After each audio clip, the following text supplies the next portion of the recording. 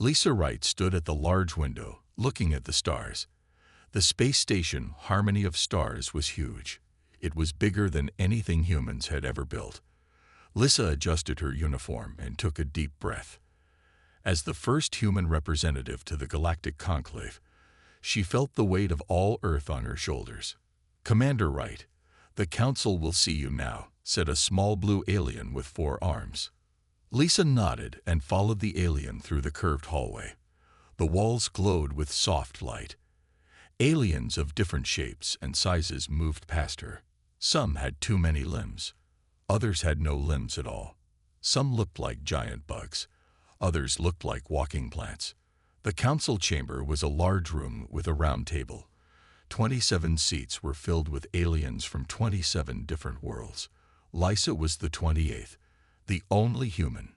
"Commander Lisa Wright of Earth," announced a tall alien with silver skin. "We welcome you to the Harmony of Stars." Lisa bowed slightly. "Thank you, High Counselor. Earth is honored to join this meeting." A large insect-like alien clicked its mandibles together. This was Ambassador Ziv Krak of the Nexury. "Let us be direct, human.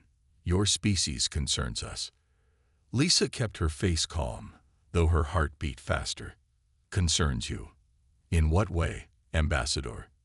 Ziv Krak touched a control panel. A screen appeared in the air above the table.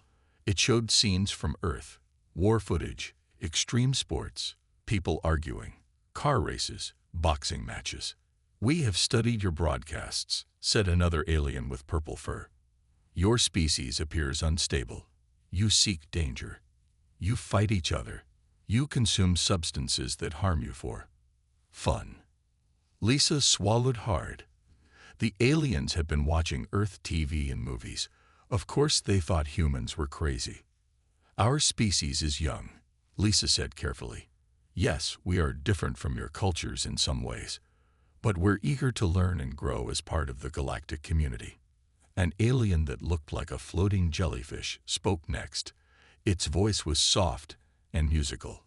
"We do not wish to seem unwelcoming, but the last species that joined the conclave with unpredictable tendencies caused problems." Lisa spent the next 3 hours answering questions about human psychology. Why did humans enjoy spicy food that caused pain? Why did they jump out of perfectly good aircraft with parachutes? Why did they climb dangerous mountains? By the end, Lisa was tired, but felt she had made some progress. At least they were talking instead of just watching Earth TV and making judgments. "The Council will consider your words," said the High Counselor. "You will remain our guest while we discuss Earth's potential relationship with the Conclave." Lisa bowed again and left the chamber. Back in her quarters, she collapsed into a chair. The room was designed for multiple species, so nothing quite fit a human body correctly. The bed was too large, the chairs too small. Her communication device beeped. It was a message from Earth Command. "Commander Wright," said Admiral Garcia's face on the screen. "How did the first meeting go?" "As well as could be expected, sir," Lisa replied. "They think we're unstable, but they're listening." "Good, because we're sending you some help. Jack Carson is on his way." Lisa froze. "Jack Carson, the former Marine?" "Sir, with respect, Carson is not a diplomat. His approach is exactly what we need," Garcia finished. "Your careful approach is important." "Right, but we also need to show them who humans really are." "Carson will arrive tomorrow on the supply shuttle." The call ended. Lisa put her head in her hands. Jack Carson was famous for his straightforward, often blunt approach. He once told the President of the United States that his economic policy was dumber than a box of rocks. And now he was coming to a space station full of aliens who already thought humans were unstable. Tomorrow was going to be interesting. And by interesting, Lisa thought, she meant potentially disastrous. Jack Carson stepped off the shuttle with a wide grin. He was tall, with broad shoulders and short brown hair. His uniform was correct, but somehow looked messy on him. Lisa waited at the dock with a tight smile. "Commander Wright," Jack said loudly, his voice echoing in the docking bay. Several aliens turned to look. "Great to meet you in person." "Mr. Carson," Lisa said quietly, "welcome to Harmony of Stars. Let's talk in my quarters." As they walked, Jack looked at everything and everyone. He waved at aliens who stared at him. Some quickly moved away. "The Admiral says you need help showing them who humans really are," Jack said when they reached Lisa's room. "What we need," Lisa said, "is to show them that humans can be stable and peaceful. They're worried about us." Jack laughed. "Of course they are. We're different. But different isn't bad." "Different is very bad in their eyes," Lisa said. "Please, just follow my lead at the dinner tonight. It's important." The dining hall was huge. Food from 27 worlds was served. Lisa had studied what humans could safely eat. She gave Jack a small food guide. "Only eat from these food stations," she whispered. Jack nodded, but his eyes were on a large Voldar alien across the room. The Voldar had thick gray skin and 3 eyes. He was talking to other aliens and pointing at the humans. "What's his problem?" Jack asked. "Ambassador Krell. He's the most opposed to humans joining the Conclave," Lisa explained. "Just ignore him." For a while, the dinner went well. Lisa talked with several friendly aliens. Jack was surprisingly polite. Then Lisa heard loud voices. She turned and saw Jack standing face to face with Ambassador Krell. "Your species is weak," Krell was saying. "You have no armor, no claws. Your teeth are flat. You cannot even digest basic foods." Other aliens watched nervously. Lisa hurried over. "Ambassador Krell, is that right?" Jack interrupted. "What are you eating there?" Krell held a bowl of something that looked like glowing blue eggs. "Xendarian fire pods. Too strong for your weak human stomach." Jack smiled. "Want to bet? I bet I can eat more of those than you can." The room went silent. Lisa grabbed Jack's arm. "That's not a good idea." "Why not?" Jack asked loudly. "The ambassador thinks humans are weak. I'm going to show him otherwise." "Those contain chemicals that could harm you," Lisa whispered. "Perfect," Jack said. Before Lisa could stop him, Jack grabbed a bowl of the glowing blue eggs. "Let's do this, Ambassador. A friendly contest between species." The aliens gathered around. Lisa couldn't stop it now without causing a scene. Krell ate one fire pod. Jack ate one too. His face turned red, but he smiled. Krell ate 2. Jack ate 2. By the 5th round, Krell's 3 eyes were watering. Jack was sweating, but he kept eating. "How is this possible?" asked a jellyfish alien floating nearby. "Those contain acidic compounds. Humans eat acidic foods for fun," Lisa explained, trying to make the best of the situation. Some human foods, like lemons or hot peppers, would be considered dangerous on other worlds. When Jack ate his 8th fire pod, Krell gave up. The Voldar looked at Jack with a new expression. It might have been respect. Later that night, Lisa treated Jack's stomach pain in his quarters. "That was completely irresponsible," she said. Jack grinned despite his discomfort. "But effective. Did you see how they looked at us after that?" With interest, not just fear. Before Lisa could reply, her communication device beeped. It was the High Counselor. "Commander Wright, we need to speak with you, and Mr. Carson immediately. A star near one of our colonies is showing signs of instability. The colony needs evacuation. We would like to discuss possible human assistance." Lisa looked at Jack, who smiled through his pain. "They're starting to see our value," he whispered. "Being crazy has its advantages." The U.S. Artemis arrived at the edge of the Proxima system. Captain Daniel Rogers stood on the bridge, looking at the main screen. 5 alien ships from the Conclave were already there. They were large and sleek, but they moved slowly. "Status report," Rogers said. "The star is becoming unstable faster than predicted," said Officer Ben Wells. "The colony on Proxima 3 has about 12 hours before radiation levels become deadly." The communication screen lit up. A blue-skinned alien appeared. Captain Rogers, I am Fleet Commander Zoll. Your ship will take position at the outer edge of the evacuation zone. Your assistance is appreciated, but we have a careful plan. Rogers nodded politely. Understood, Commander. We're here to help. When the screen went dark, Rogers turned to his crew. What's their evacuation timeline? At their current speed, about 20 hours, said Wells. That's 8 hours too late. Rogers nodded. Then we'll have to speed things up. Plot a course directly to Proxima 3. We're not waiting at the edge. The Artemis moved quickly past the alien ships. The communication screen lit up again. Captain Rogers, you are not following the agreed pattern. Fleet Commander Zoll looked upset. With respect, Commander, your pattern is too slow. The colonists won't survive. We're going in now.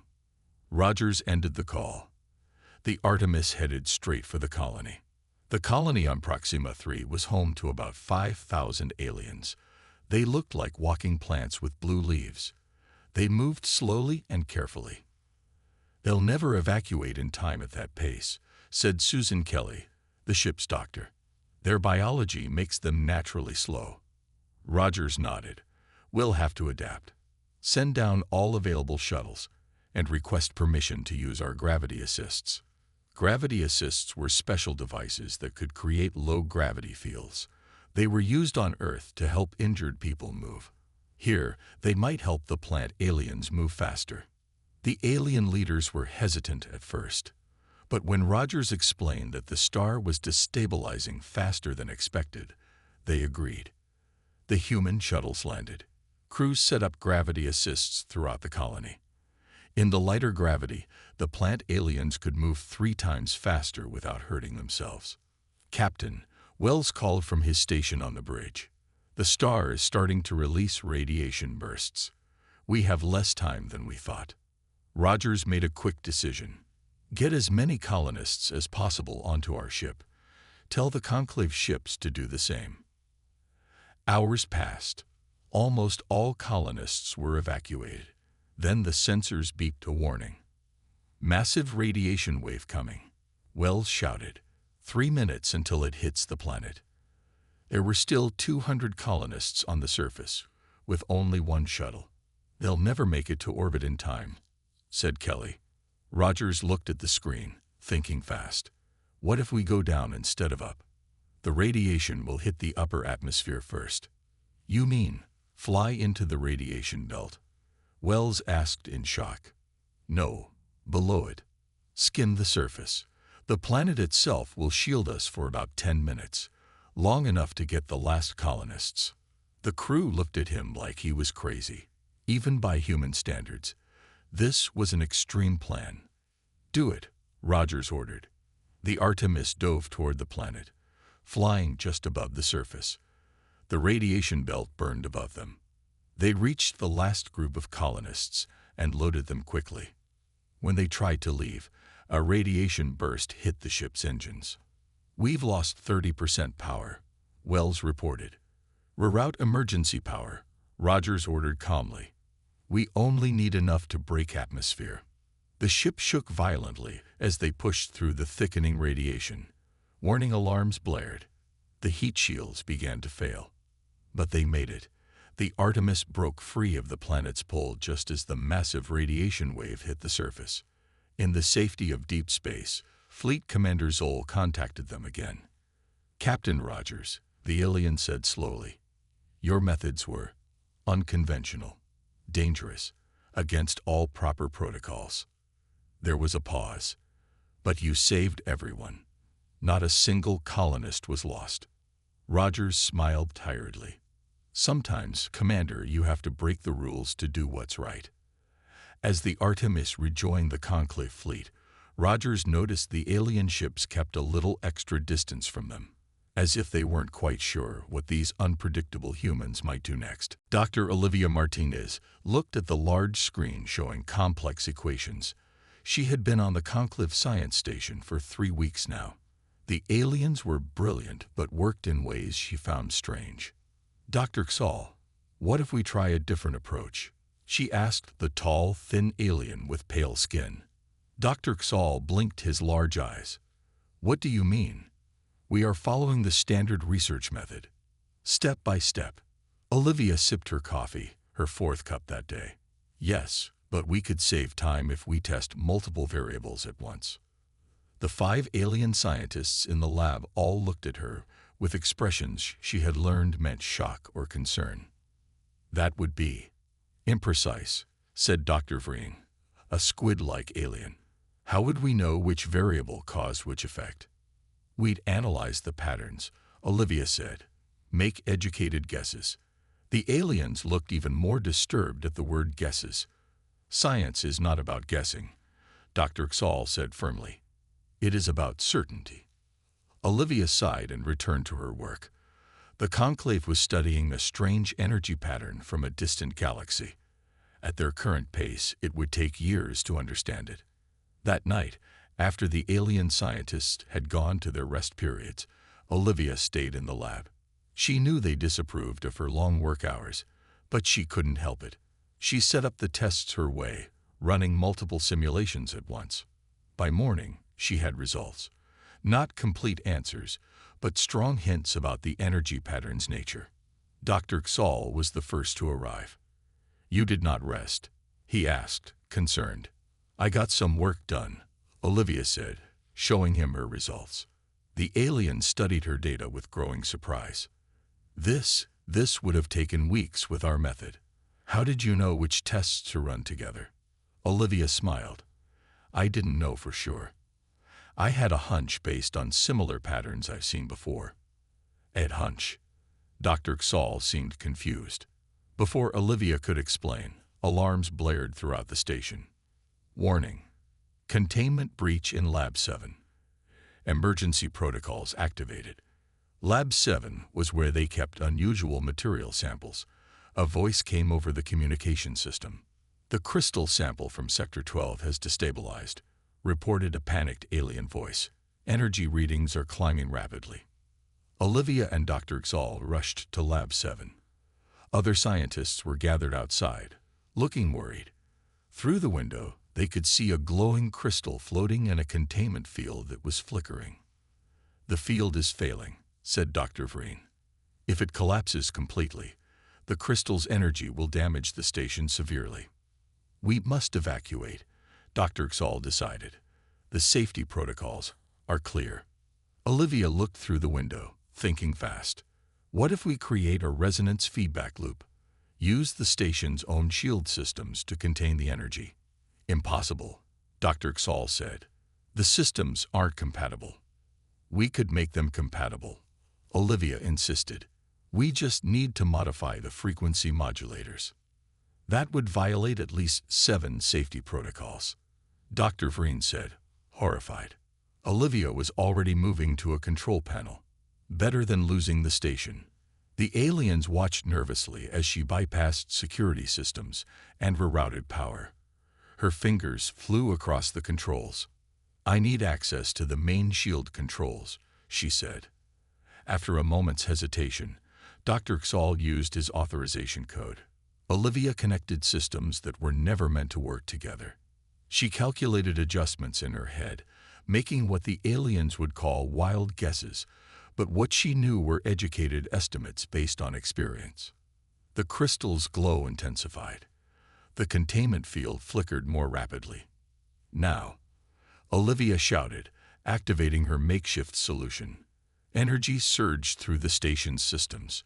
For a terrifying moment, everything seemed to grow brighter. Then, slowly, the crystal's glow dimmed.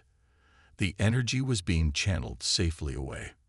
After the crisis passed, the alien scientists gathered around Olivia. You broke all standard procedures, Dr. Xal said. You took risks that no conclave scientist would consider. He paused. And you saved the station and everyone on it. Later, Olivia discovered the aliens had started a new research project. Its subject, human problem solving, and what they termed constructive irrationality. She was both amused and honored to learn she was their primary study subject. The conclave war room was filled with alien military leaders. Large screens showed maps of space with red markers indicating pirate attacks. Commander Samantha Peterson of Earth Special Forces stood quietly, watching the aliens argue. "These pirates attack, then vanish," said General Kraz, a reptilian alien with scales that changed color with his mood. Currently, they were dark orange. Frustrated, "Our patrols cannot find their base. Their attack pattern is random," added Admiral Levick of the Terulians. "We cannot predict where they will strike next." "Perhaps not random," Samantha said. All eyes turned to her. "Just unpredictable to you." High Commander Vorsh, leader of Conclave forces, looked down at her from his tall frame. "Explain, human." Samantha stepped forward. "Your military forces are very organized. You follow patterns and protocols. That's your strength, but also your weakness."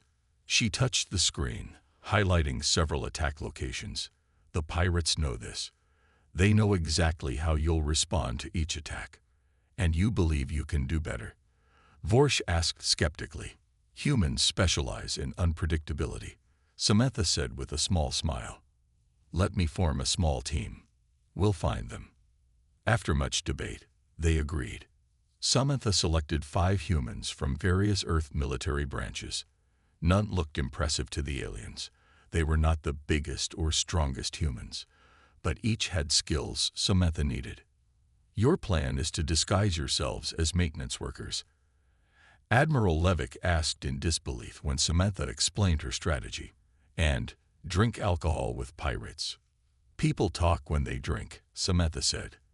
"And nobody notices maintenance workers." The aliens watched from their command ship as Samantha's team infiltrated a space station known for illegal trading. Cameras hidden in their uniforms showed the aliens everything. For 3 days, the humans fixed things around the station, listening to conversations. At night, they visited bars, playing cards and sharing drinks with suspicious characters. "This is taking too long," General Kraz complained on the 4th day. "They are just socializing." Then came a breakthrough. One of Samantha's team, Ryan, was drinking with a rough-looking alien. The alien became drunk and began bragging. "Our boss has the smartest hiding spot." The alien slurred. "Right under a gas giant's ring. Sensor shadows hide everything. Those stupid conclave ships fly right past us." The aliens in the command ship looked at each other in surprise. "Bluffing," Samantha explained later to the confused aliens. "We pretended to be impressed, not interested. If we had asked direct questions, they would have suspected us." The conclave leaders still doubted her information. Gas giants with rings were common. Which one hid the pirate base? "We need a trap," Samantha said. "One so tempting they can't resist." The trap was a small convoy of ships supposedly carrying valuable minerals. The convoy traveled along a route near 3 gas giants. "They'll attack here," Samantha predicted, pointing to a spot far from any of the gas giants. "That makes no sense," protested Admiral Levick. "It's too far from their base." "Exactly," Samantha said. "They won't expect an ambush so far away." The convoy moved slowly through space. Hidden nearby, Samantha's team waited in small, fast ships. When the pirates attacked, they came exactly where Samantha predicted. Their ships were quick and armed with powerful weapons, but they weren't expecting a fight. Samantha's team swooped in from multiple directions. Their attack pattern was chaotic to the watching aliens, but each human knew exactly what they were doing. The pirate ships scattered, one fleeing toward a distant gas giant. "Follow that one," Samantha ordered. "He's heading home." The chase led them to a massive gas giant with beautiful rings, and hidden in the shadow of those rings was the pirate base. The battle was short. The pirates had never prepared for a direct attack on their hidden base. No one had ever found them before. Back on the Conclave command ship, High Commander Vorsh studied Samantha carefully. "Your methods were concerning," he said. "Deception, gambling, drinking with criminals, chaotic battle maneuvers." He paused. "Yet you succeeded where our forces failed for months." Samantha nodded. Sometimes being unpredictable is the greatest advantage. That night, she heard the aliens had coined a new phrase, crazy like a human. It wasn't exactly a compliment yet, but it was a start. Alan Donovan waited nervously at the spaceport in New York. As Earth's cultural attaché, it was his job to show the first official conclave delegation around Earth. After the success of Commander Peterson's pirate mission, the conclave had finally agreed to send representatives to learn more about humans on their home planet. The alien ship landed smoothly. 5 different species of aliens stepped out, led by Ambassador Zivkrak of the Nexury. "Welcome to Earth," Alan said with a bow. "We're honored by your visit." Zivkrak's insect-like mandibles clicked. "We are curious to see the home of such an interesting species." Their first stop was a cultural center where displays showed human art, music, and entertainment. The aliens moved slowly, studying everything carefully. A small Tyrolean named Mippy stopped in front of a horror movie poster. "What is this?" "The humans appear to be running from something frightening." "That's a horror movie," Alan explained. "Entertainment where people deliberately scare themselves." The aliens all turned to look at him. "You seek fear for enjoyment?" Ambassador Zivkrak asked. "Some people do," Alan said. "It's a safe way to experience excitement." The aliens huddled together, whispering in their own languages. Alan heard the now familiar phrase, "crazy like a human," several times. Later that day, they visited a food festival. The aliens were amazed at the variety of foods from around the world. Their confusion grew when they reached a hot pepper eating contest. "These humans are in pain," observed a tall blue alien named Froon. "Yet they continue eating." And others watch for entertainment. "It's a contest of endurance," Alan tried to explain. "Showing you can handle extreme situations is admired in many human cultures." Next came a sports complex where they watched several activities. The aliens were quiet during the basketball game, but became agitated when they saw skydiving on a large screen. They jumped from flying machines. Mippy asked in horror. "For no reason except fun." "It's perfectly safe," Alan assured them. "Usually." That evening at a diplomatic dinner, the aliens seemed overwhelmed. Ambassador Zivkrak approached Alan privately. "Your species confuses us, Mr. Donovan. You create dangers where none exist. You consume substances that cause pain. You seek frightening experiences as entertainment." Alan struggled to find the right words. "Humans are curious by nature. We like to test limits and try new things, even dangerous things." "Especially those, sometimes," Alan admitted. "But we're also careful. We develop safety measures. We calculate risks." Their conversation was interrupted when one of the alien diplomats, an elderly Voldar named Krell, suddenly collapsed. The aliens panicked. "He needs medical attention," Zivkrak said urgently. "His body cannot process oxygen properly in your atmosphere." Alan quickly called for emergency services. Within minutes, human doctors arrived and assessed the situation. "We can help him," said Dr. Patel, "but we need to try an experimental procedure. His biology is different from anything we've treated before." "Experimental?" Zivkrak's mandibles clicked rapidly. "You would risk untested methods." "It's his best chance," Dr. Patel said calmly. "We've analyzed his biology and adapted our treatment based on similar cases." The aliens discussed anxiously among themselves. Finally, Zivkrak nodded. "Proceed with your human methods." The doctors worked quickly, combining careful analysis with intuitive decisions. They adapted human medical equipment to work with alien biology. Hours later, Ambassador Krell was recovering. "Your doctors took great risks," Zivkrak said to Alan. "They used methods not fully tested on our species." "That's how we solve problems," Alan said. "We use what we know, then adapt when necessary." Zivkrak studied him for a long moment. "Perhaps there is wisdom in your madness." "Your willingness to take calculated risks saved Krell's life."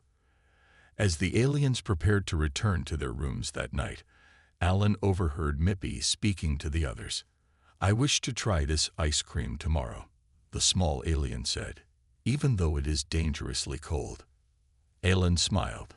Maybe the aliens were learning that being a little crazy wasn't such a bad thing after all. Alarms blared throughout the harmony of stars.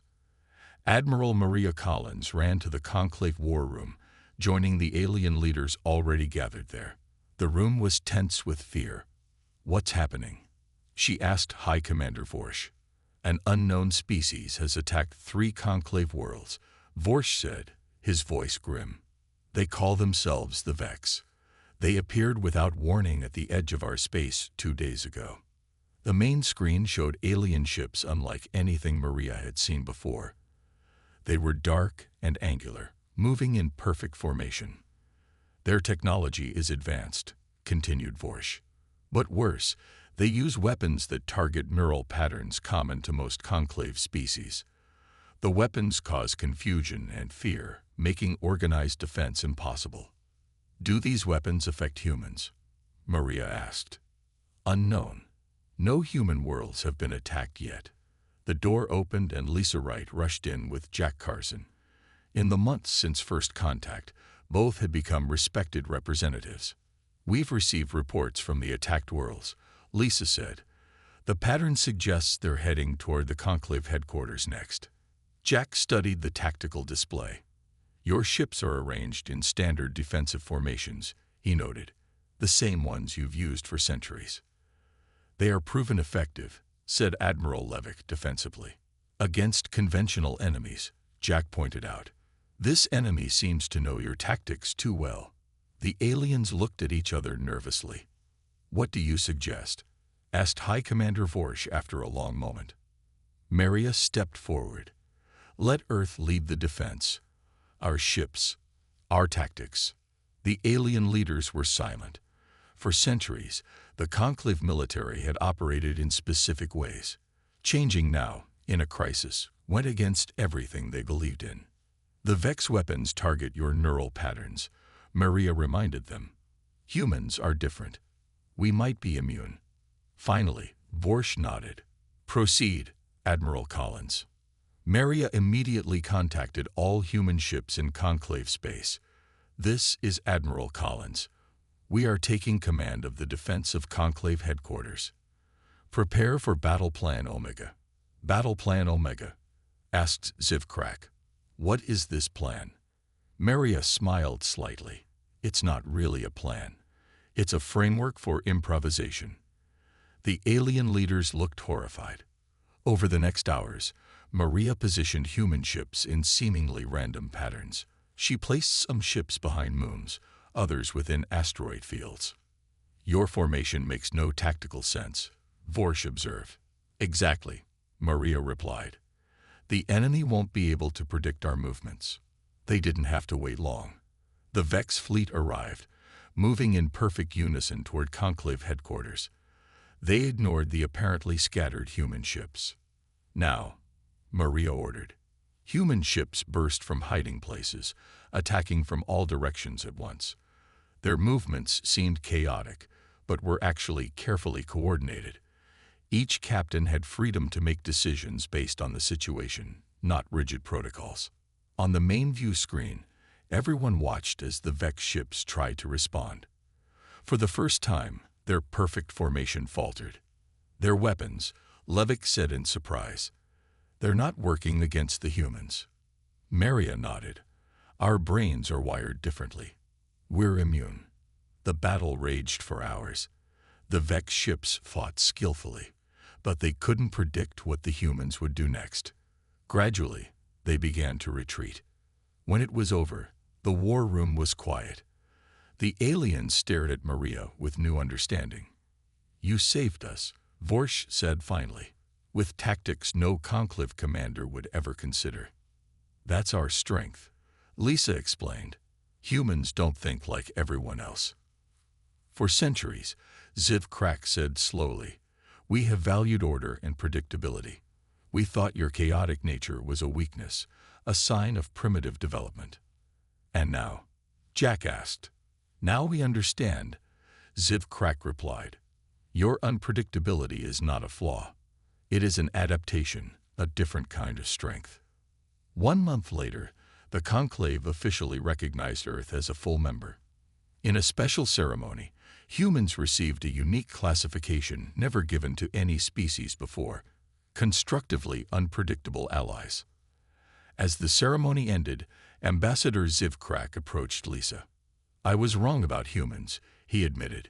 You're not unstable or insane. Thank you, Lisa said with a smile. No, Zivcrack corrected, his mandibles clicking in what Lisa now recognized as amusement. You're completely Batsh **crazy, and the galaxy needs that more than we ever realized.